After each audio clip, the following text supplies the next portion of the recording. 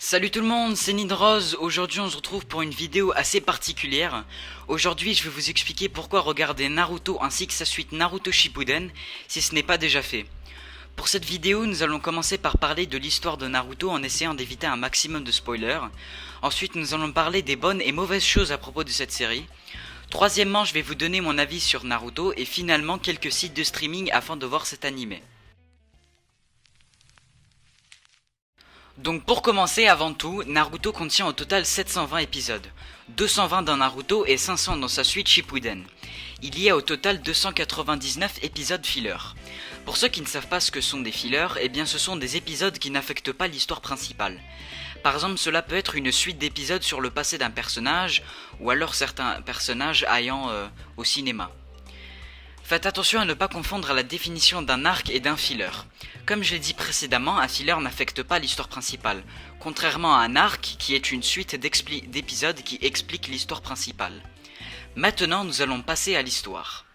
L'histoire de Naruto se déroule dans un monde contenant principalement des shinobi habitant dans 5 pays majeurs. Le pays du feu, le pays du vent, le pays des vagues, le pays de la foudre et le pays de la terre.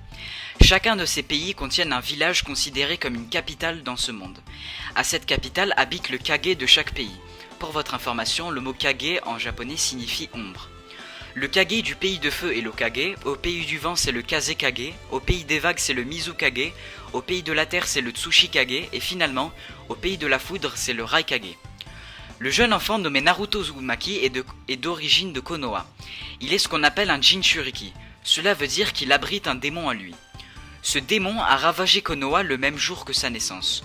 Cela a causé beaucoup de dommages, sacrifices et morts, dont les deux parents de Naruto. À cause de cela, Naruto a dû donc vivre tout seul durant toute son enfance. En plus de cela, le village considérait Naruto comme un alien. Toute cette haine envers lui a déterminé Naruto à vouloir devenir le meilleur Hokage de l'histoire du monde shinobi. Il ira à travers différentes missions, souffrances et plein d'autres afin de se prouver capable pour le poste d'Hokage. Maintenant qu'on a fini de raconter l'histoire en évitant le maximum de spoilers, passons aux avantages et inconvénients de cette histoire. En commençant par les avantages, je peux directement vous dire que Naruto contient les meilleurs OST à mon goût. Ces musiques aident à compléter chaque scène afin d'augmenter le suspense et l'envie de regarder le prochain épisode. Ensuite, Naruto est une histoire magnifique contenant plein de personnages incroyables. À travers cet univers, nous pouvons voir beaucoup de personnages évoluer, que ce soit en maturité, en puissance, etc. C'est aussi une histoire assez spéciale vu qu'elle ne reste pas focalisée sur le personnage principal. Nous avons beaucoup d'épisodes sur le passé des personnages et sur leurs scènes de combat. Les antagonistes dans Naruto sont aussi très bien faits et ont un but très clair. Ce qui est spécial chez Naruto, c'est que les vilains veulent en vérité la paix, mais ont un différent point de vue de la paix que les protagonistes. Aussi, pour votre information, Naruto fait aussi partie du Big 3. Pour ceux qui ne savent pas, le Big 3 contient Naruto, One Piece et Bleach. Ce sont 3 mangas et animés classiques qui ont dominé le sujet dans les années 2000.